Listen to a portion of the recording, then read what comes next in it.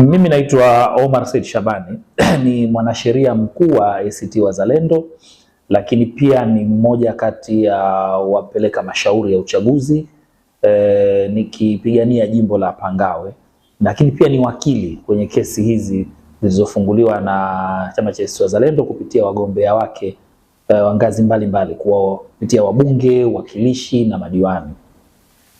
Leo tarehe 13 Februari Mahakama Kuu ya Zanzibar masjala ya Tunguu imetoa uamuzi ambao jaji wa Mahakama Kuu Jaji Salma Hassan ametoa uamuzi wa kukubaliana na pingamizi za awali zilizowekwa na wapinga maombi ambao kwa muktadha huu ni wasimamizi wa uchaguzi, lakini pia mwanasheria mkuu wa Zanzibar.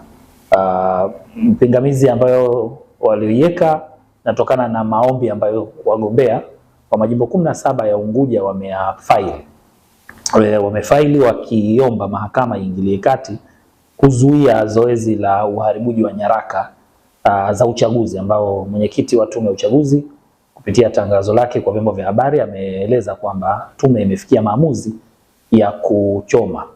Sasa uamuzi wa leo baada ya kufaili application, mahakama leo ilitoa uamuzi kukubaliana na pingamizi la kiufundi niliite, ambayo wamesema wenzetu wa upande wa pili kwa maana ya serikali kwamba viapo vilivyoambatana na maombi yale vimeapishwa mbele ya kamishna wa viapo ambaye hajahuisha leseni yake.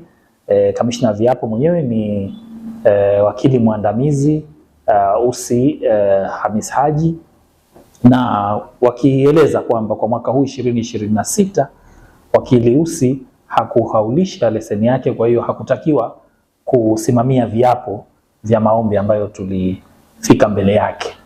Mahakama ilikubaliana na hoja hiyo kwa sababu ni kosa kisheria kwa wakili ambaye hajarenew leseni yake, hajahuisha leseni yake kufaili au kuadminister oath, kusimamia viapo. Na sisi kwa sababu ni swala la kisheria wala hatukuwa na tatizo kama mahakama imejiridhisha kwamba wakili hakurenew leseni yake. Lakini hiyo maana yake nini? Hiyo haituzuii sisi kufaili maombi mapya.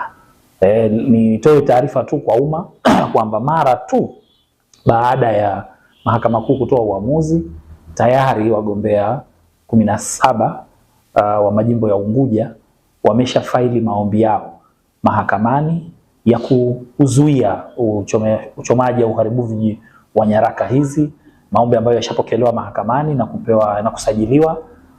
Taarifa tulikuwa nayo ni yamesajiliwa kama maombi madogo nambari 19 ya mwaka 2026, na kwamba yapo kwa jaji mkuu yanasubiri kupangiwa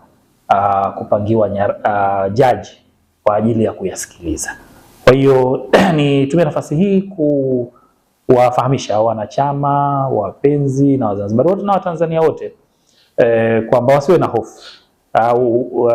Hili ni jambo dogo sana na tayari tushalirekebisha na tumesha faili, na sisi tunachokitaka kama chama kama wagombea tunachokitaka ni masuala haya yakaamuliwe kwa haki.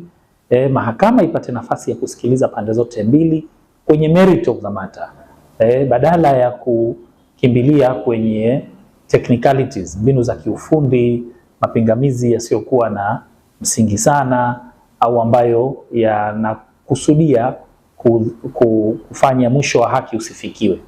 Kwa hiyo sisi tutaendelea kupambana, sisi wagombea, lakini na mawakili wetu tutaendelea kupambana kuhakikisha kwamba kila kizuizi cha kisheria tunakivuka, na kama ilivyo spirit ya chama chetu na moto yetu kwamba mapambano lazima yaendelee.